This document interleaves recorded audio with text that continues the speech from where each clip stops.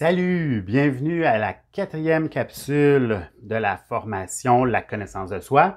On va regarder les valeurs introjectées. On va s'interroger aussi sur nos croyances et nos convictions. Commençons par croyances et convictions.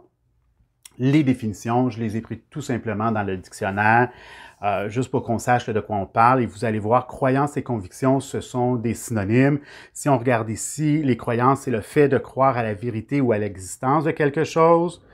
Opinion, pleine conviction en matière religieuse, philosophique, politique. Conviction, fait d'être convaincu de quelque chose, sentiment de quelqu'un qui croit fermement en ce qu'il pense, dit ou fait. Pense, dit ou fait. Ça ressemble un peu à notre tête, cœur, jambe. Donc, ça peut être un genre... Le synonyme de conviction, c'est certitude. Ici, bon, en parenthèse, surtout au pluriel, c'est opinion, principe auquel on croit fermement, conviction politique, religieuse. Donc, on regarde conviction. Bon, conviction et croyance, là, c'est synonyme, qu'on parle d'un ou l'autre, on est dans la même zone.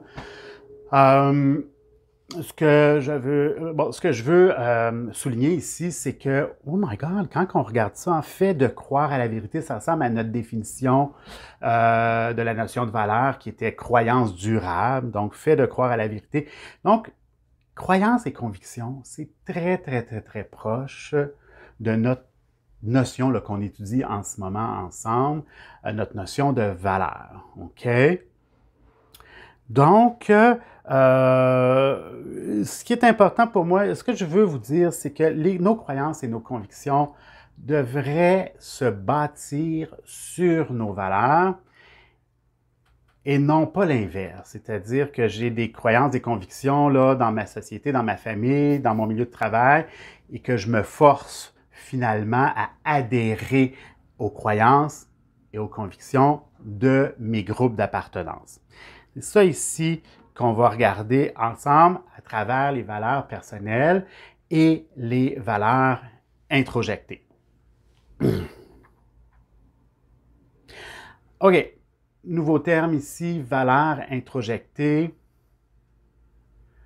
Donc, le mot, on l'explique pourquoi j'ai choisi ce mot-là, introjecté, donc intro, introduire, puis aussi jecter, donc injection. C'est comme si j'injectais quelque chose qui vient de l'intérieur à l'intérieur de moi. Donc, c'est comme ça qu'on va le conceptualiser. Nous portons en nous des valeurs personnelles réelles et des valeurs introjectées. C'est-à-dire que là, il faut s'interroger, moi, mes valeurs, est-ce que je fonctionne en fonction de ce qui est important pour moi réellement ou en fonction de ce que je crois qui devrait être important pour moi selon ce que ma famille m'a dit, selon la culture dans laquelle j'habite, selon aussi peut-être mon milieu de travail. Ah, c'est important de faire ce mélange-là et de faire ce travail-là. Moi, j'ai rencontré plusieurs personnes là, au fil des années qui étaient en burn-out. Burn-out, c'est un épuisement professionnel. Et puis après quelques semaines, quelques mois d'arrêt, ils retournaient dans leur milieu de travail et puis, ça peut être des fois quelques jours seulement, mais sinon quelques semaines, ils retombaient en épuisement professionnel. Et quand je travaille avec ces personnes-là, on s'aperçoit très souvent, sinon dans la majorité du temps, c'est que ces personnes-là portent des valeurs qui ne sont pas nécessairement, qui ne concordent pas avec leur milieu de travail.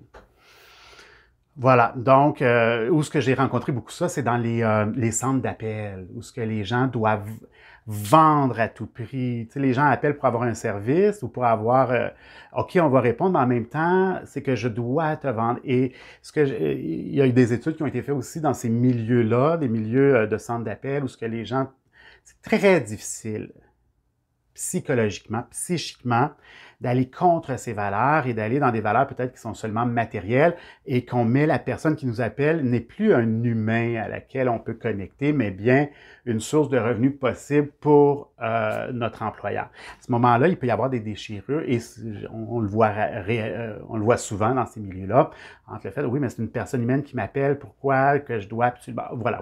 Donc, ça sera à vous à réaliser, est-ce que moi, mes milieux, mes groupes d'appartenance, est-ce que je partage leurs valeurs ou non, et puis de réaliser, peut-être même que toi à la maison, tu as peut-être déjà fait là, un épuisement professionnel, et de réaliser, est-ce que ça se peut que ça soit ça? Ça se peut-tu que ça soit mes valeurs qui ne concordaient pas? Ou qui ne concordaient plus. Ça fait, des fois, ça peut faire plusieurs années, il y a eu des changements au niveau de la direction. Puis là, on sent un malaise, on n'arrive pas à s'adapter, bien peut-être que c'est ça, peut-être que les valeurs qui sont maintenant, qui sont en vogue dans mon milieu de travail, mais ne correspondent plus à les miennes, et ça me déchire psychiquement. Ça cause une grande tension psychique. Donc, c'est ça qu'on peut, de toute façon, depuis la première capsule, hein, je le dis, c'est-à-dire qu'il faut découvrir nos valeurs personnelles.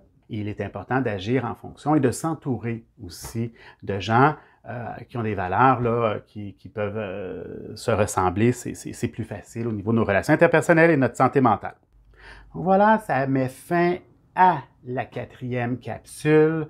Donc, je te souhaite un bon cheminement et la prochaine capsule, on commence à réfléchir sur nos besoins fondamentaux. Bon cheminement!